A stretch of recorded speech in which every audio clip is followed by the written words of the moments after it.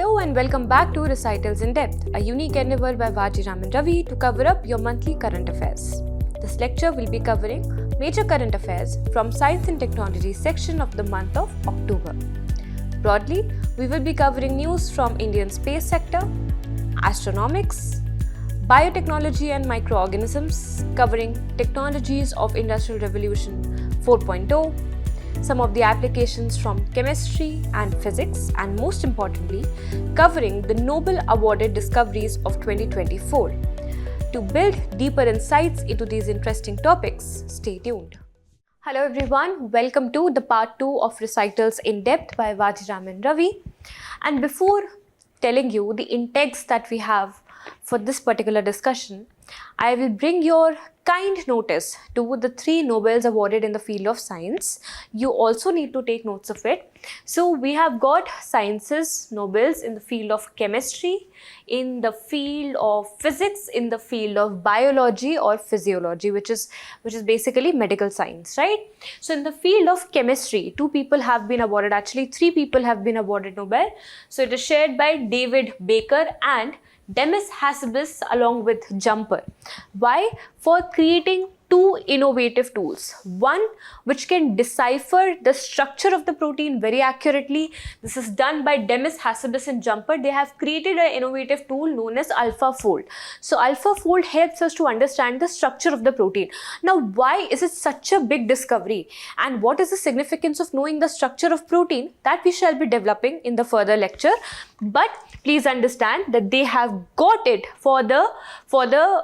in the field of chemistry for discovering the structure of the protein and also for creating the new designs of protein that are not naturally found in the nature. And the credit for this goes to David Baker and his software named Rosetta. Okay. Now the next one.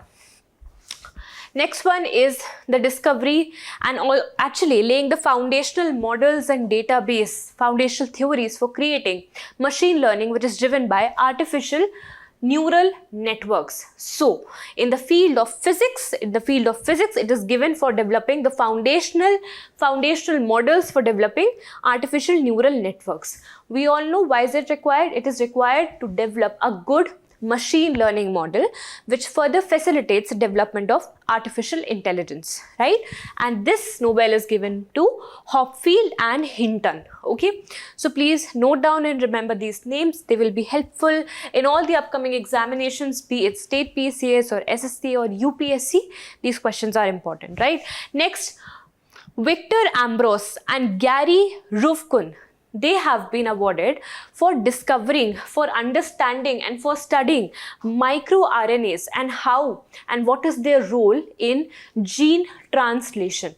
Okay, so whether they inhibit the gene's translation or whether they facilitate it and how we can create multiple applications out of this behavior of microRNA. So in the field of microRNA, this particular Nobel has been given for medical science. Alright, so I hope these 3 Nobels are clear to you. Now, first of all, I will tell you the index, all that we are going to cover in this particular session. So please have a look. So we will be covering the following topics. One is the Pluto's moon Charon. Then Nobel Prize in Chemistry, Nobel Prize in Physics, Nobel Prize in Bio, Nobel Prize in Physics. Then we will be covering what is a Cherenkov experiment and where recently it has been deployed in India. Then we will see what are X-band radars, why is it used, where it has been recently implanted in India. Then what are biopolymers, what are their applications. Then we'll be reading about something which kills off the antibiotics, right? So this is the copper zinc tin sulfide nanoparticle. So with this we'll be learning about nanochemistry. Okay, then what is Mechazilla? Sounds like Godzilla, right? It has got similar function as well. So this is ideated by Elon Musk, Mechazilla. Next is smart insulin, then Moonlight program, smart docking experiment, and finally a very important bacteria to read which can cause disease and which can also help our body. This is the E. coli bacterium. So let's get on to the first topic, which is Charon. The purpose of this recitals in depth is basically to make you more familiar with the topics that are important from examination point of view. Okay, so here we'll be filtering the content which is required for the exam, telling it to you, making deeper analysis into it. So let's get on with me. The first topic is Charon. So Charon, what is the context, ma'am? Has it been recently discovered? No. Charon was already discovered previously, especially by this very important spacecraft which you need to remember. This is the NASA's New Horizons spacecraft, which for the first time took the photo of Charon and its core planet. So, which made me understand that this is a satellite. This is a moon. Charon is a satellite of which planet? So this is not actually a planet. Okay, it is the moon of Pluto.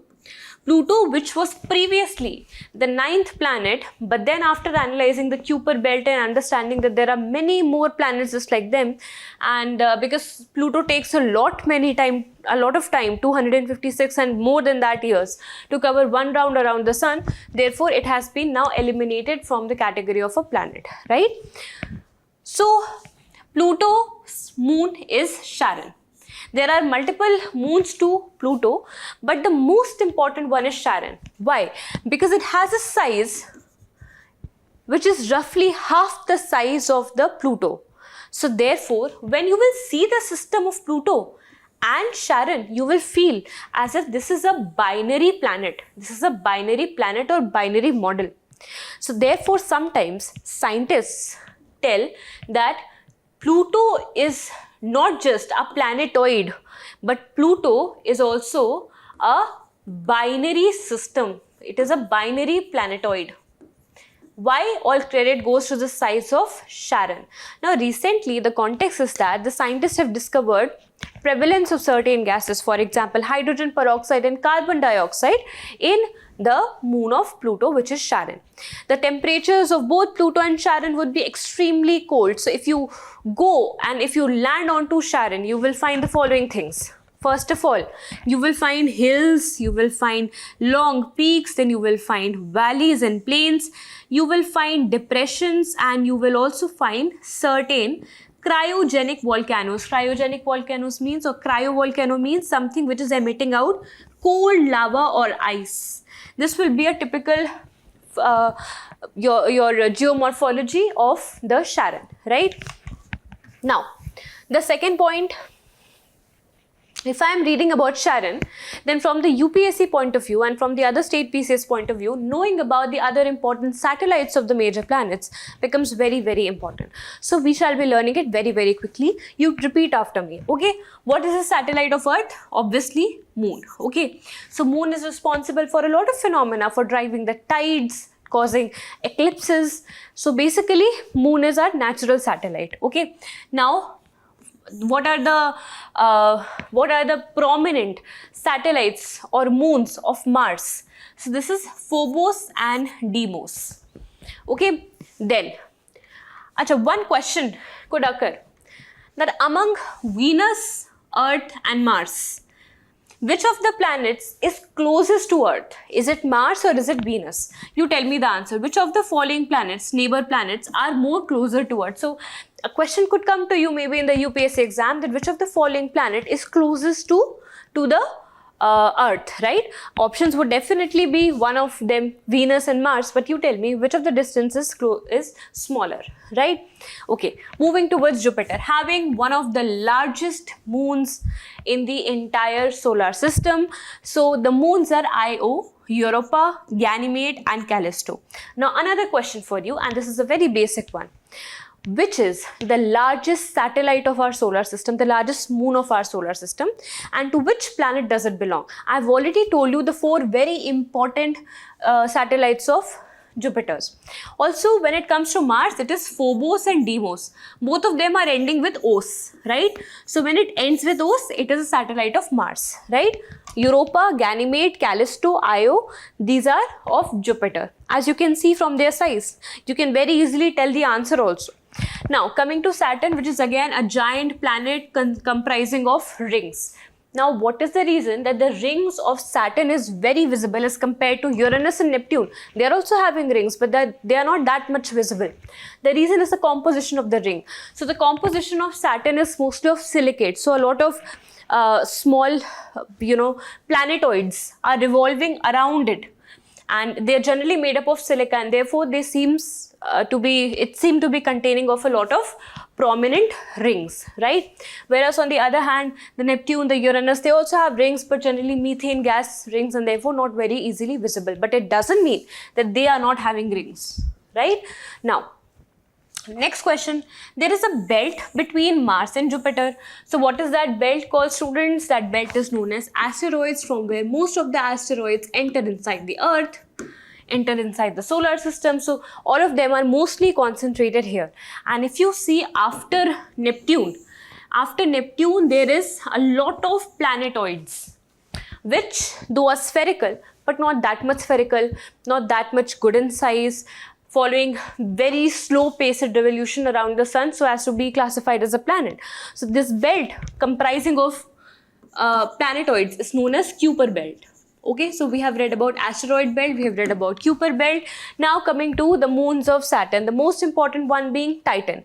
Recently water molecules were detected in Titan. Which probe was launched into it? Which spacecraft? Cassini. Cassini-Huygens spacecraft was launched in to the moon of Saturn. Okay, then there are other smaller ones also, but we need not to remember it, just remember the prominent ones. Then next question for you, which of the following planet contains the maximum number of moons? Of course, there's a competition between Saturn and Jupiter, but this data keeps on changing again and again, so please answer in the comment section. Try to recall which of the following planet has got the maximum number of moons.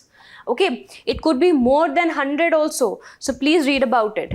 Next is Uranus. So the main moon of Uranus is Titania and Umrail. Okay, then Neptune. For Neptune, just remember Triton, and for Pluto, remember Charon. Charon is a very important moon because this forms a binary system with this planetoid Pluto. Correct? So I hope this concept is clear to you. Moving to the next topic, and before moving into it, just a very quick summary about Pluto, though I've already told you everything. So in 1930s it was considered as a planet, then in 2006 it was reclassified as a planetoid or a dwarf planet. Correct? Then what is it is also known as the double planet system. I've already told you the reason for this, because the moon is about half the size of the planet, and it takes about 248 years for Pluto to orbit the sun. So which means it has not even finished up 1 year in 200 years, right, of our Earth. Right? Now, how is the atmosphere? So it has a temporary atmosphere which evaporates very quickly, composed mostly of nitrogen and methane. When you talk about the gravity, if you talk about the gravity, it is 0.066th time of that of the Earth, which means you will start flying very easily. And when it comes to moon, it has got 1/6 of the gravity. Right? Now, the surface conditions, so you know that air pressure, because there is no gravity, air pressure is also minimal, temperature is very, very low, okay, and winds are there only when the atmosphere is present. So if somebody asks you that is there no atmosphere in the Pluto at all, it would be a wrong statement. Why? Because this is extreme. We understood that Pluto's atmosphere is temporary. Some days it would be there, some days it won't be there, right? Similarly for the condition of winds. Okay, this is how Charon and Pluto operates around each other. The core though is a rocky core. Rocky core which is surrounded by a mantle with methane and nitrogen frost coating its surface. So see, you don't need to remember all of it, just try to imagine how Pluto and Charon would be operating alongside and you are good to go. Please understand what their temperatures would be like, do they have atmosphere or not, and most importantly, what are the other satellites of all the other planets. That's a very important takeaway. Okay, finally moving to the next topic. Now in the next topic, we will read about the Nobel Prize that has been given in the field of chemistry. I've already told you previously that David Baker along with Hassabis and Jumper have been awarded for, first of all, deciphering accurately the structure of proteins, and second is to design the computational designs of the protein. So two things, because they were very revolutionary, have been awarded the Nobel Prize this year. So first question is, what is the role played by the proteins and why studying the structure of protein is that much important. And as we know that, reading the structure of a tissue or structure of a cell has been something which is very 1950s, has been something that we have been doing since long time. Then why is it so that suddenly deciphering the structure of protein has become such an advanced tool? So I will teach you all of that. But first of all, what is protein? We all know it is the basic building block of our body. From everything that you see in your body, from your nails to your hair to your skin, everything, in fact muscles, everything is made up of protein. Lesser do you know that some of the most important things that your body is doing right now for you, for example, carrying the oxygen molecule, it is done by whom? It is done by hemoglobin. It is comprising of proteins. The insulin, which is regulating your sugar that you are intaking continuously from eating pizzas and pastries, etc., that is being regulated by insulin. It is created by proteins, right? So what will happen if the protein synthesis is not functioning properly in our body? What if we require artificial synthesis of proteins inside our body? What if we are not able to understand the disease that is there in the body because we can't understand the structure of the protein? All of these problems get solved when we study about the structure of the proteins, which are the basic building blocks of life. Please understand that we have got the three main components that give us the energy, the fuel, and the structure that we have right now. These are, first of all, the polysaccharides, or the sugar or the glucose. This is something that we get from the carbohydrates. So when you are eating your noodles, maida, roti, rice, all of them are components of carbohydrates.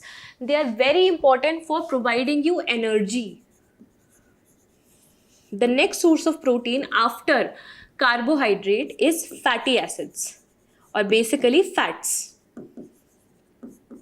So once your body is done with taking the proteins from polysaccharides or carbohydrate, it will start taking energy from the fats, or by burning the fat. But this is the second line of therapy, second line of derivation, okay? And the third one, which gives structure, not energy, but structure to the body, a structure to all the small molecules in the body, that is protein. Essentially, proteins provide structure, okay? Now, what do they compose of? What are the basic units? So for polysaccharides or for carbohydrate, the basic unit is glucose. So it finally gets formed into glucose, disintegrated into glucose, right? For fats, it is fatty acid. Fatty acids are the mono levels or the mono units of fats. Finally, all of them gets decomposed into fatty acids.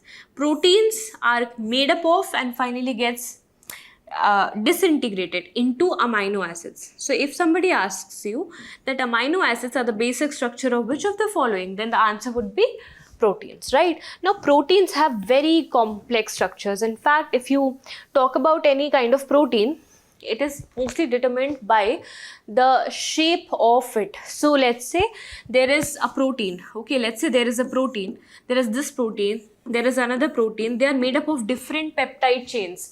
There could be more than 20 peptide chains which are configured in different manner. Now the moment the structure changes, even if the composition, see, let's say 20 straws are there and I'm arranging them, okay? Even if I have the same straws, but I'm arranging it differently, it will give me an altogether different result.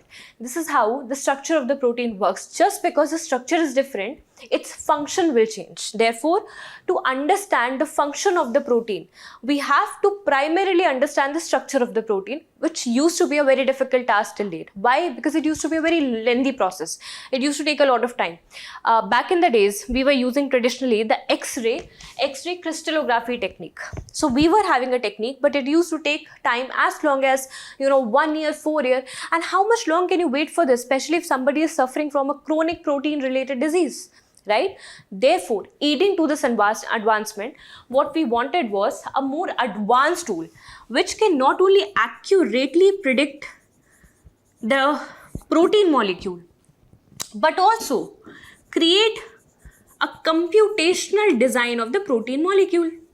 Let's say the body is not making enough of insulin. So we can create insulin. Insulin is made up of protein only. So can we take a copy of the insulin and then do reverse engineering on that and then build multiple copies of it? We are actually, what we are doing, we are creating proteins only with much more accuracy. This was made possible with the help of two softwares, AlphaFold and Rosetta. So in your UPSC prelims examination or other papers, you might be asked that what is AlphaFold and Rosetta about?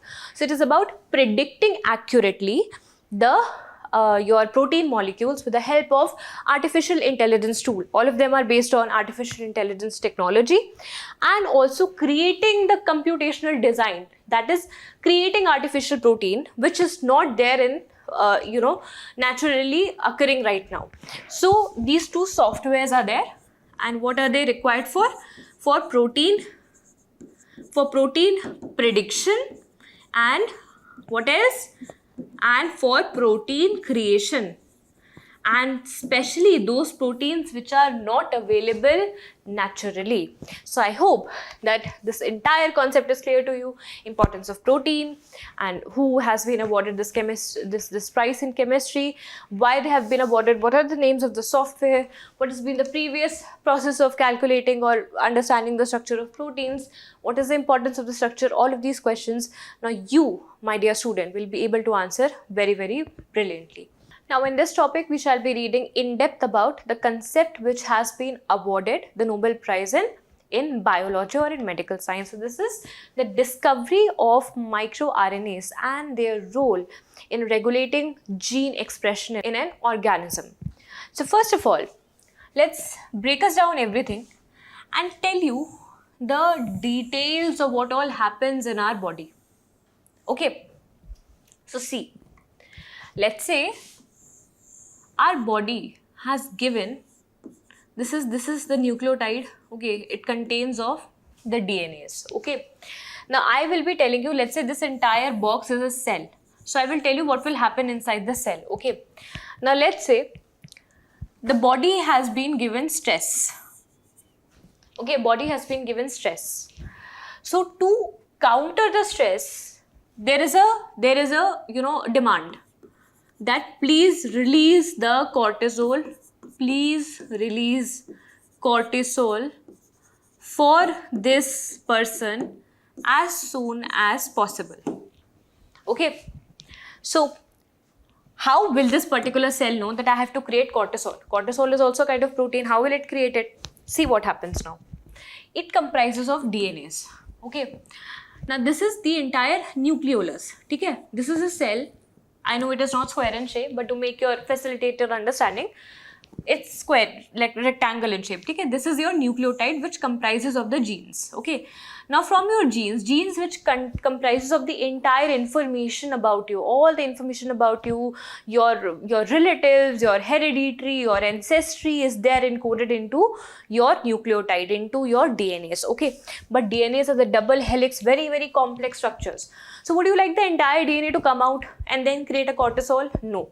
DNA contains a lot of code, but then I have been directed that please give me cortisol only. Okay, please release cortisol for me. So what will happen? The required part of the code will be made out from this nucleotide, from this nucleolus, out into the cell. And this small form of DNA information is known as RNA. So DNAs are double helix, RNAs are single helix structure. Okay, so what I have is this small coded information which contains some code. Please understand this. Okay, it contains certain code. Now, what is the use of code if your computer is not able to understand that, or if your computer is not able to process that? So the code is best utilized if you have a processor, if you have a proper software in the computer, which will be able to give you the results from that code, correct? So in this case, what will happen? The moment it hits ribosomes which will create the proteins, the moment it will hit the ribosomes will finally create a structure out of this RNA. So the code tells me that I have to create cortisol. So the ribosome finally will give me this structure which is basically a cortisol structure, and it will start coming out to help me out, right? To fight the stress. Now see, what is this process called? The process of conversion of DNA into RNA. So what I'm doing is I'm changing the script, I'm changing the structure only, right? So this is known as the process of transcription. Transcription, because what I'm doing, I'm moving from one code to another code, right? So the code is changing, therefore transcription. Now this code is getting realized into a final product. It is getting translated into a product. So this process is known as translation. Which process is known as translation? When you convert an RNA into a protein or into a final product, that is the process of translation.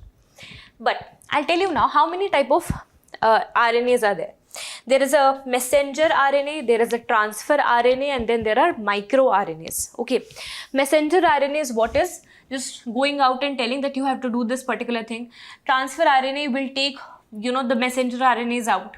Let's not dive into the detail of it, but now I'll tell you what is the microRNA. So microRNAs are the smallest of these all different types of RNA. So how many types of RNAs I've told you? There is a transfer RNA, there's messenger RNA, then there is ribosomal RNA. Achha, I'll very quickly tell you what are the basics about it. So see, the moment this small coding is coming out of the cells or out of the nucleolus to the cytoplasm, this area cytoplasm, na? So this is known as messenger RNA. It contains of the code. Now sometimes who will create the ribosomes? Ribosome is also a type of protein only, na? So the coding which creates and develops the structure of ribosomes are known as the ribosomal RNAs. Ribosomal RNAs also have another function, that they kind of create a glue around the ribosome so that this messenger RNA and the transfer RNA can stick over it. Okay, and then they can be redirected to produce the right kind of protein. Then what will happen? I know now the protein formation has started happening. So protein formation will happen in such a way that our body eventually has got certain packs of amino acid. वो chain बना रही थी amino acid की, ठीक है? Now to give it the final code, the transfer RNA will sit onto it. Transfer RNA will sit onto it and then attach itself with mRNA, messenger RNA. Are you getting the point?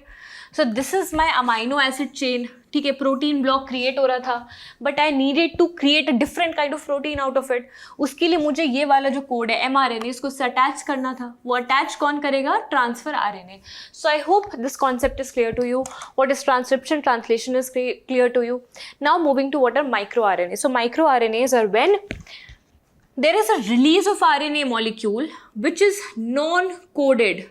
Single-stranded, of course, all the RNAs are single-stranded, but this is non-coded one, which means it will not manifest into any new type of protein. कोई code ही नहीं है तो वो क्या manifest करेगा, ठीक है? But what it does, it tells you about whether the gene will be expressing itself or suppressing itself. So let's say this microRNA, ये जो messenger RNA है, इसके top में एक microRNA attach हो गया है. ठीक है, the moment it gets attached, now it will direct whether this mRNA will be expressing itself or whether it will be suppressed. So for example, आपकी body बहुत cortisol बनाने लग जाए. When your body is producing a lot of cortisol, it could lead to pimples and hair fall and a lot of things, increase in heart rate, etc. So sometime like that gene has to be stopped, right, from expressing itself. For example, let's say your grandmother, your grandparents had certain kind of disease, but their successors are not having that. Why? Because that gene expression is getting suppressed by some molecule. That suppression is caused by microRNAs. And in fact, let's say somebody is, in the hereditary line is having cancer, must be having cancer. So in that case, when it is expressed onto the successors, whether it is expressed or suppressed, that also depends upon the microRNA. So I hope you understood the actual application of microRNA that determines whether the cell will be multiplied or not, whether the body will grow up to this rate or not, whether this particular protein will be finally manifested or not, even if the mRNA is coming out, whether it will be translated into final protein or not, that is determined by microRNA. But if somebody asks you a question that are microRNAs themselves, can they get translated? No, they cannot get translated into proteins, right? Because they are non-coded. Okay, they only determines whether a gene will be expressed or whether it will be suppressed. Okay. So, you know, when we have a lot of gene editing techniques, for example, the CRISPR-Cas9 technology, what it does, it tries at many times to regulate this microRNA only, ever since its discovery.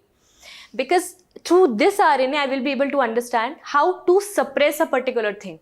Let's say somebody is having cancer in their hereditary trait, then how to stop that gene from expressing is by changing and by editing the function in the creation of microRNA in the body. Are you getting the point? What is the application? So broadly, if I tell you the application, it is first of all, it determines the bodily development, cell differentiations, and the development of hormones, proteins in the body. All of it is determined by microRNA. Second, it determines the metabolic rate. We all know that some people have higher metabolic rate, some people have lower. What is metabolism? It is basically body's ability to convert food into energy. The faster it does, the more energetic you will feel and the more digested your food will be, or otherwise it will get accumulated in the form of fat, right? So whether your body will be higher metabolic or lower metabolic naturally, that is also determined by microRNAs, and so can also be manipulated by manipulating RNAs. Okay. Next is it can act as a very good biomarker to understand whether a person would be having cancerous genes or not, would be having, let's say, balding in the genes or not. So biomarker, it acts as a kind of marker to understand. Okay. Next is whether it will lead to any disease manifestation or not. So somebody has not got enough microRNAs which are suppressing the growth of the bad cells, then in that case, you can very well tell that the person would be manifesting those diseases. So whether a particular disease would be manifested or not, that also can be, the surveillance can be made with the help of studying microRNAs. So I hope the entire concept is pretty much clear to you. Okay, please understand it is non-coding single-stranded RNA which determines the suppression and the expression of genes in the body. Okay. Now in the next topic, we shall be reading about the basic core concept which has been awarded Nobel Prize in Physics this year. This is the discovery of the foundational studies of artificial neural network. So students, when we talk about the basic core artificial intelligence, I have already told you in the previous class, it is basically a computer's ability to mimic the human's cognitive function, which is to adapt, to learn and to take decision. This only humans can do. But what if we program our computers to do something like that? So till now, we were only coding, correct? All the kinds of AI tools that you have seen around you, be it the ChatGPT, be it the Gemini, or be it any kind of other software, Photoshop software, etc. All of them are using codings to feed themselves how to act like human, or to how to act as if they have the cognitive abilities of the human. So till now we were only doing the coding, which has to be done repeatedly. Do you understand? The moment I have to train it to do one thing, it forgets to learn about the other thing, which means, let's say I'm teaching them maths and I'm giving them a physics problem which also involves some maths thing only. Then they will not be able to solve the physics problem. What is the reason behind this? Because they are particularly coded for one thing only. Check your ChatGPT only. It will not be able to process the, videos and, the large sizes data. Why? First of all, because your version is not updated, it's not a paid one. And second reason is because it is not programmed to do so. But then how many times will I make this program? And it takes a lot of time. And it is also not bringing me out the full efficiency, the full, abilities of artificial intelligence. So to facilitate that, if I really want my computer to act like a human brain, why can't I create a structure which is just replica of human brain? So human brain, consists of the neural networks, the neurons. So this is a diagram of neuron, typical diagram of neuron, right? So our neurons are something like this, right? This is the cell body, this is the nucleus, this is the cytoplasm, and what are these? These are the dendrites. Dendrites which receive senses from all the sides. This one will receive sense from my ear, from my eye, from from the tongue, from the skin, then whatever hormones are getting released, so they will be receptive of all the senses, and then they will process it inside this cell, which has been given certain coding by my DNA, how to respond, how to react. So it will process and code all the information over here. Then it will carry this information with the help of an axon, a pipe, an axon, and this axon has got terminals which will give electrical signals, whether I have to act in a way or not, how my hands will be behaving, how legs will be behaving, how the heart rate would be behaving, what decision should I make, should I be calm or should I be distressed. So all these outputs based upon the decision made in the core cell will be delivered to other axons, and finally they will pass through the central nervous system to the rest part of my body. Got it? This is a neural network. What if we create a similar kind of neural network artificially for the computers to work upon? In this manner, what it will do, it will reduce the amount of time that is required for my artificial intelligence or for my machine to learn the things. Because once I have made it learn one thing, it will adapt itself and it will start taking decision by its own, which means extensive programming is no longer needed. This is the significance of building artificial neural networks. Okay, here the basic components of the artificial neural network would be neurons. The neurons would be made up of biocompatible silicon or carbon wires.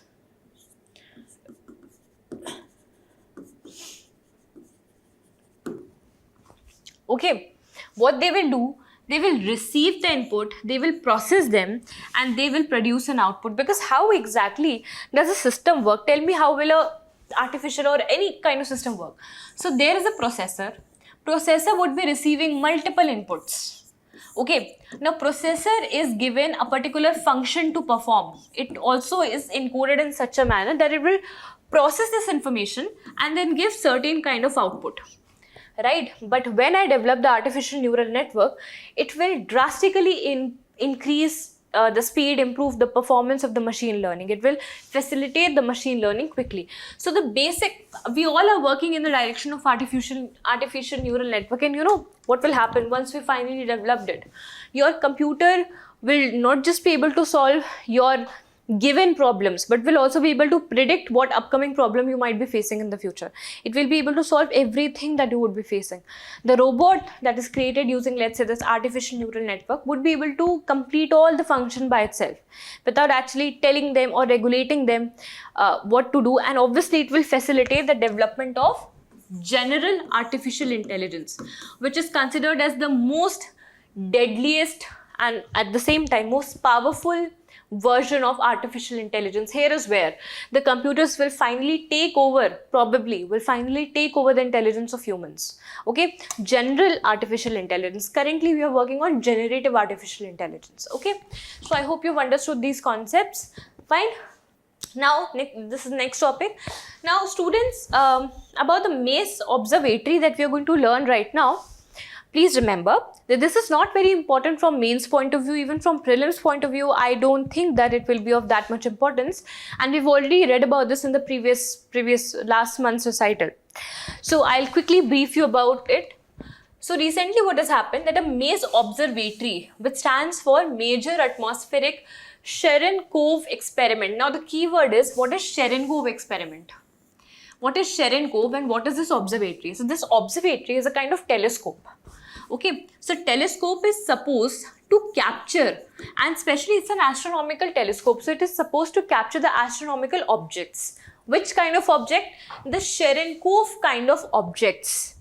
Cherenkov objects are those which can travel at higher speed as compared to the speed of light. Have you ever heard of something which can travel at the speed which is greater than the speed of light in vacuum? No, but they can, because these are such high energy particles. So where do these high energy particles come from? Either from the neutron star or from the black holes, right? So of course, if I'm able to detect these high energy particles, I might be able to uncover the mystery of these highly powerful sources of energies, which is black holes, neutron stars, supernovas, etc. Right? So these are the Cherenkov particles, particles which travel at a speed higher than the speed of light in dielectric medium. Okay, now it will also help me to detect the neutrino particles. Neutrino particles, they only run with the speed of light only, but still under the Cherenkov particles, neutrinos can also be captured. Okay, now this Mace Observatory is world's tallest, or it is placed in world's high, at a very big height and very good height, because it is situated in Ladakh, in Hanli, Ladakh. So it is the highest installed observatory, Cherenkov Observatory, installed in the world, and one of its first kind, one of the first in Asia, right? So this is about Major Atmospheric Cherenkov Experiment. Just understand the basic things. Who has created it? It has been built by Bhabha Atomic Research Center with support from the Electronics Corporation of India Limited, which also is a contributor in creating EVM machines. Okay, then the Hanle Observatory of Ladakh has been a preferred destination for launching all the astronomical telescopes. For example, tell me some. There is this high energy gamma ray telescope. There is Cherenkov telescopes, right? So these telescopes are there. Why? Because there is a dark night, dark sky reserve there, because of very, very low light pollution, and there is no disturbance, no noise as such. Therefore, the skies are very clear, so it becomes very easy to detect the smaller and the astronomical objects more precisely. Okay, so this has been created. Okay, now I've already told you that they will be capturing what? The high energy particles, specifically gamma rays from cosmic sources. For example, supernovas, the active galactic nuclei. What are active galactic nuclei? Tell me. Can anybody tell me? I've already taught this in Analyst. Where I have covered black holes. What are active galactic nuclei? Okay, and pulsars, black holes, all of them emit these gamma rays, and we'll be trying to capture that. Okay, now next topic. So in the next topic, we'll be reading about a photocatalyst, which only starts reacting once it is hit by sunlight or by light, right? This is copper, zinc, tin sulfide nanoparticles. We have already taught you about what are nanoparticles and what is nanotechnology. So one of the application of nanotechnology is this particle. Which problem is it going to solve? It is going to solve the problem of antibiotic contamination. Think about it for a minute. We have seen a lot of contaminations, metal contamination, pollutant contamination, right? What is antibiotic contamination, students? See, we all know that antibiotics these days are getting overused, misused and abused, because antibiotics are everywhere and they are the go-to solution for all the problems. Your water is not acting nicely, add antibiotic. Your body is not acting nicely, give it antibiotics. Anything is happening, even if one pimple pops up, we take antibiotic. If our animals are not feeling good, we deliver them antibiotic. The fishes are also getting antibiotics now. So antibiotic is everywhere. The problem is when there's a lot of antibiotic in the organisms, it eventually, because we all are a part of ecosystem, it eventually reaches the other parts of ecosystem as well, gets degraded into water, gets contaminated into soil, air and whatnot. And of course, these antibiotics are primarily very harmful chemicals, which will eventually lead to bioaccumulation in our bodies. Therefore, the problem of antibiotic contamination needs to be dealt with by degrading the antibiotics present in the atmosphere in such a manner that when they get degraded into the, of course it will not be degraded fully, but the byproducts are not harmful for the ecosystem, not harmful for the environment. So one such antibiotic, sulfamethoxazole. This antibiotic will get now degraded by this nanoparticle, which is a photocatalyst. So what is a photocatalyst? So the moment you mix antibiotic, this particular antibiotic with these nanoparticles, you will be able to, and when it is hit by a good frequency of light, then it will increase the reaction rate and it will cause a degradation of these antibiotics. And it is such a good thing that it can be used for clearing up the waters, cleaning up, our diets, and ensuring that, the non-vegetarian food that the people are consuming, they are also already not having the antibiotic contamination. So such a discovery is very good in various ways. Of course, it is important from two point of view. One is this particular antibiotic contamination, this thing could be asked in UPSC prelims, and antibiotic contamination could also be asked in the mains examination in the GS3 paper, how antibiotics can affect the environment and the ecosystem. So in the way forward, in the solution area, you have to write about this. You have to write about certain unique photocatalyst nanoparticles which have been created to degrade the antibiotics. Okay. Next topic is the installation of the X-band radars in the Wayanad district. Now, this is not the first time that India is installing the X-band radars. In fact, in most of our missiles, specifically the intercontinental ballistic missiles, and in many of our satellites, for example, the RESAT satellite, the monitoring radar imaging satellites, all of them are already using the X-ray radars. It is also installed in many other parts of India, but this particularly has been in news. Why? Because we have seen that recently in this year, Wayanad was affected by a lot of floods, which led to killing of many people due to landslides, correct? Now, that primarily happened, of course, because of the natural forces, but at the same time, we could not alert ourselves beforehand, and that was because of the lack of sensors or lack of reliable sensors. So, in order to adopt something which can more precisely, accurately, and quickly measure the weather conditions, we have now went for the X-ray radar option, which is now installed in Wayanad. But please remember, this is not the first time India is installing something like this in Wayanad. So it's not a fact actually. Please just understand how can we improve the weather forecasting condition that could be done with the help of X-band radars. So first of all, what is radar? What is the full form of radar? This is radio waves detection and ranging. So what it aims to detect is the radio waves. Okay. Now in our electromagnetic spectrum, we have got varied types of frequencies and wavelengths. One such one is the X-ray or the X-band. Okay. So in the X-band, within the radio waves, it has got X-band, Y-band, Z-band, A-band, C-band.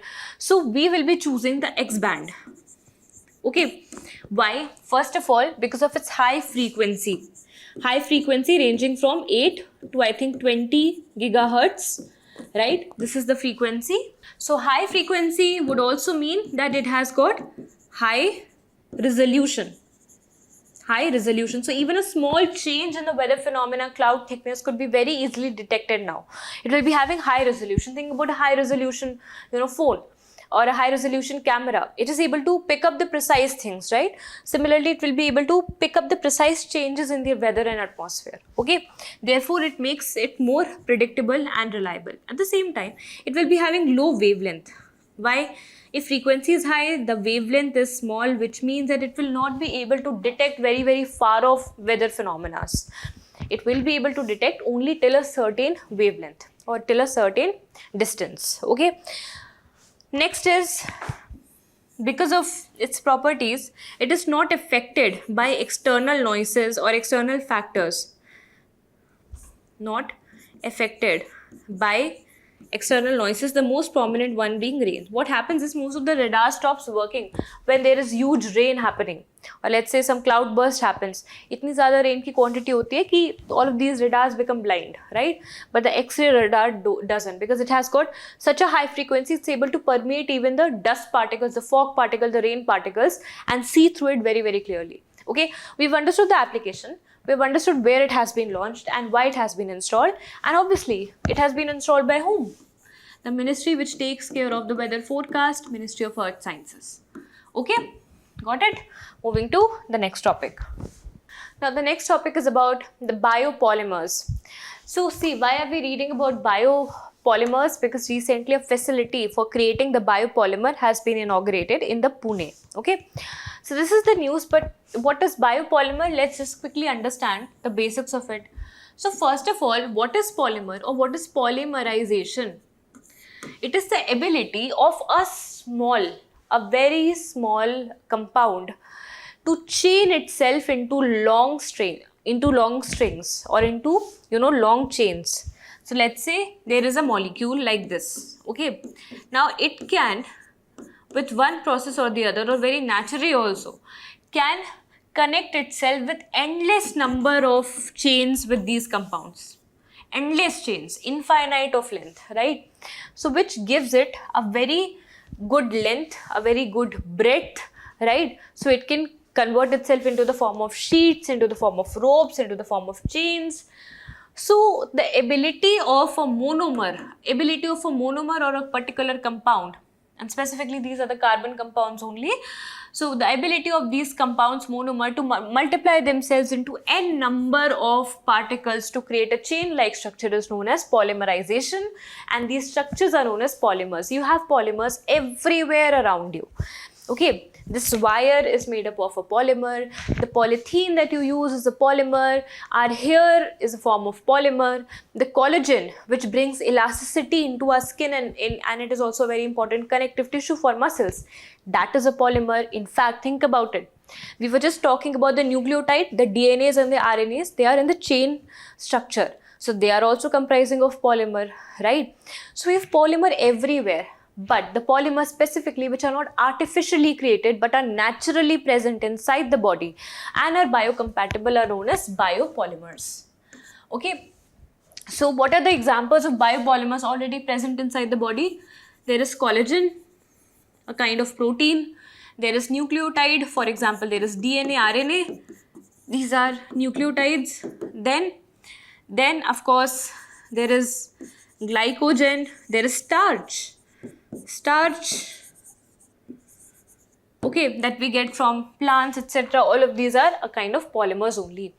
Now, why creation of polymer is such a big thing? Why? Because till now we've understood that all the artificial polymers, specifically the plastics, have done no good to the humankind. In fact, they were more polluting than they were restoring to us. Right? So therefore, in order, if we really need polymers, if we really need sheet, can we not derive it from the nature itself? Can we not create the biopolymer which doesn't have the degradability problem? That is why we have to create the biopolymers. So I hope this concept is clear to you. The application of biopolymer is clear to you. Okay, and what are biopolymers are clear to you. Of course, I will be asking a question to you also. Can you see this image, this molecular formula? Okay, where this ethene has been multiplied n number of times. Which polymer is this? This is an artificial polymer, of course. So which polymer is this? Can you tell me? So try to tell me in the comment section. With that, I'll move on to the next topic. Now, Elon Musk, which is known as the most revolutionary innovator of this century, has innovated yet another Atrangi product. This is the Mechazilla. As the name suggests, something like Godzilla and Godzilla's hand, which is able to snatch and hold anything. So similarly, this Mechazilla has been created. Now first let me tell you the context of it. See what happens when especially you are creating a repurposable spacecraft. That is something which you would want to come back to Earth, right? And you would like to reutilize it, in which SpaceX, which is again of Elon Musk, is a pioneer for creating the reusable vehicles. Does India have any reusable or repurposable vehicle? Not yet. We are trying to create, but not yet. But they have been creating it. But the problem is, it's fine till the moment we have orbited them into the desired orbit, and now when they are moving or when they are coming back, right? Especially when it comes to the high booster rockets, when they are coming back for being reused into the Earth, sometimes because of misalignment, misplacement, they either drop to the ocean, or they either fall to some other site, or either they require another big infrastructure to be made for their proper landing. So to make the things more economical, more effective, and to lessen up the wastage of these repurposable vehicles, Elon Musk has created this tower. Can you see this tower? Okay, now this tower has got two hands or two arms. These two arms, which Musk is calling as chopsticks. So can you see that what they do? They not only facilitate the launching, but the moment anything is descending back on the earth, now it will create a condition that it will catch it up. It will catch the reusable rocket launchers. So then what is the purpose? How will it facilitate the Musk's vision of doing things in a better and more, hazardous way?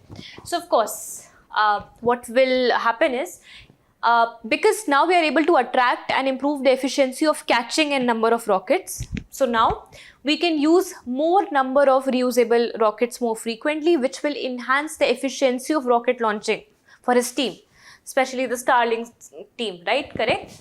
So what are the properties? Properties are not very important. It's like a 400 feet high tower which is having two chopsticks, and it is what it is. It is a rocket catching system.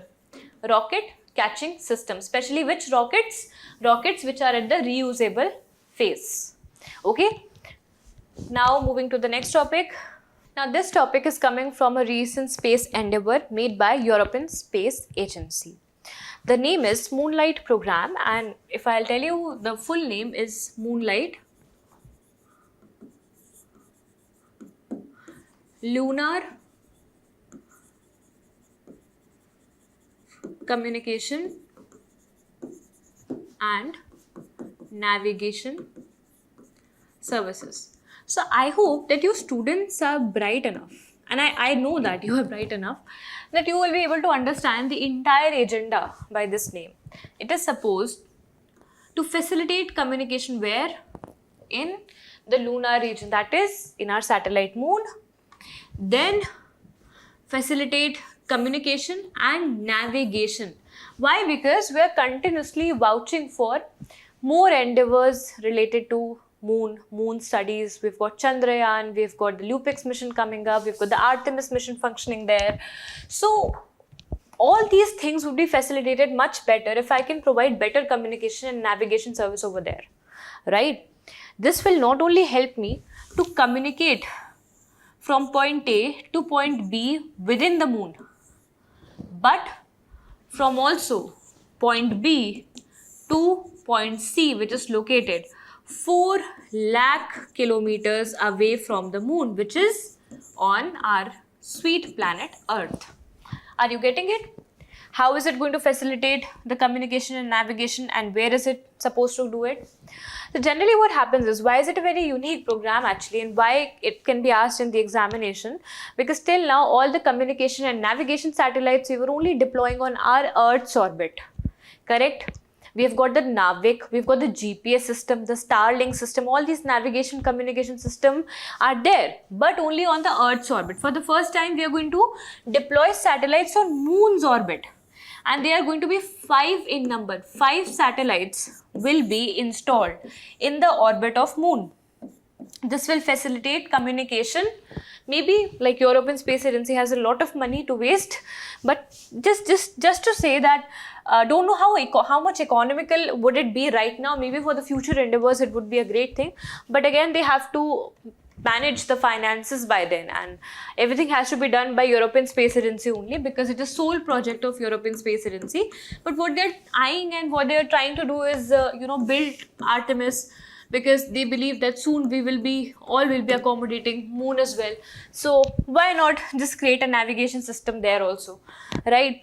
So yeah, of course, we have created a system of 5 satellites in which, now this is not important, but just to tell you, because in Navik this question was asked, in the system that we have created, the IRNSS. So 4 satellites would be facilitating communication, and 1 satellite will be facilitating navigation. Okay, this is all for the Moonlight program. Need not to know anything beyond it, and I hope the basic thing is clear to you. So now moving on to the next topic. Now quickly about the space docking experiment which India is going to perform later this year. And so for that, recently what has happened, that some supplies of satellite has been done by a Hyderabad based startup, which will make you reconnected with the first topic of our recitals, which was the funding that was given by Union Cabinet as a venture capital fund for incentivizing the space-based startups in India. Okay, so anyway, try to reconnect all of it. But yes, first of all, and the most important thing that you need to learn over here is what is a docking experiment and why is it important in space endeavors. See, imagine yourself, you are onboarded the International Space Station, okay, and suddenly you are feeling very hungry, or let's say the food supplies have rotten up, or you want some oxygen calendar, or let's say you want some your iPad or iPhone to come along with it. I'm just joking, all of these things are not possible, but for you I'm just telling that let's say you want certain kind of things to be docked onto your spacecraft. So for that, what is required? That the two spacecrafts in the same orbit are able to interact with each other. Are you able to accept this or not? That let's say Sunita Williams, she's stuck in the space. Now let's say we want to offboard her from the International Space Station. So for that, we need to launch another satellite, right? Launch another satellite. Then on the same orbit, she will be able to transfer herself from one dock to another dock, and then we will finally bring her back to the Earth. That is what NASA has envisioned. This is docking. This is docking, which is the interaction of two spacecrafts with each other automatically in the same orbit. Now it could be just to attach both of themselves together, or to supply one thing from the other thing, from one spacecraft to another, or let's say to attach two satellites together so that they can function more in a better fashion. Or let's say there is already an existing satellite, you have launched a satellite launcher, the launcher attaches itself with the satellite, and boom, they went off to another orbit. This is docking. This is where the interaction of two spacecraft will happen with each other. Okay, I hope you've understood. This is the image. Okay, so what we are trying to do, India till now hasn't done any space docking experiment. So where is it happening? Of course, the International Space Station takes use of it. So for example, it takes spacecraft Soyuz, which is compatible. It is created by Russia. Then there is a Dragon spacecraft. Dragon spacecraft, which is created by NASA. Okay, so they provide resupplies and crew support to the International Space Station. So what are they doing essentially? They are doing the docking performance only. They are doing docking experiments only. Till now, India is not having any, but India will be trying to do one later this year. This is the news for you. Okay, now moving to the last topic. Okay, so this topic is about an organism which is essentially present in our systems but acts in both harmful and beneficial ways. This is the E. coli bacterium. So see, this has been in news because recently in USA what has happened, that because of the E. coli outbreak, it's kind of an infectious disease also. So a lot of people have been affected by the diarrheal diseases caused by E. coli contamination. And also some of the people have lost their lives because of this severe disease. Has India ever been affected by E. coli? Yes. In 2023 we saw in news that the E. coli contamination was found pretty high in Indian food, and Indian people were getting diarrheal diseases because of E. coli. So first of all, let me brief you about the biological properties of this bacteria. So E. coli bacteria is naturally present inside the intestine of our bodies.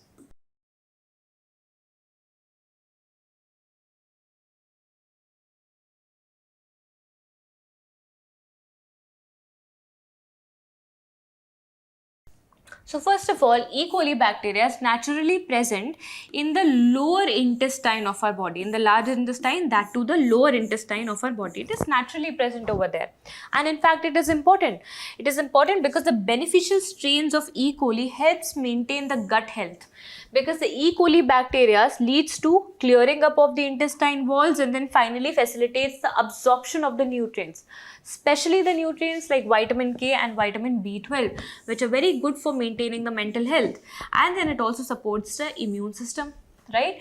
So it is beneficial in certain ways, and it is obviously naturally found in all the organisms, not just in human body, all the organisms. Okay, what happens and how the contamination happens is, let's say there has been contaminated food, especially in the case of beef, especially in the case of undercooked or uncooked meat, if somebody consumes that or consumes a contaminated water, then in that case the bad bacteria, the bad strains, especially this strain, this E. coli 0157, this leads to instant food poisoning. Generally when you go and eat,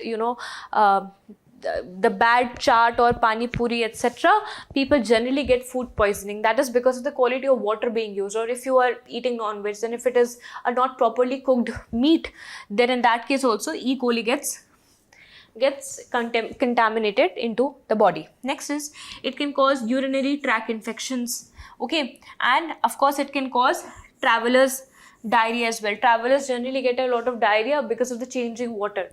It's not because of the changing water, because sometimes they can drink or consume impure water which could be contaminated out of E. coli. So the prominent areas of contamination of E. coli, of course, are water, uncooked, undercooked food, okay, and of course eating non-vegetarian diet.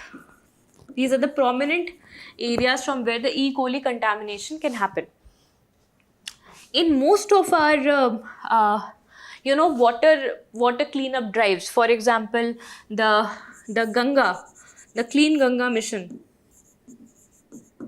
like the Ganga Action Plan, and other river treatment plants actually utilize the contamination or the levels of E. coli as the indicator of how much the river has been contaminated or polluted.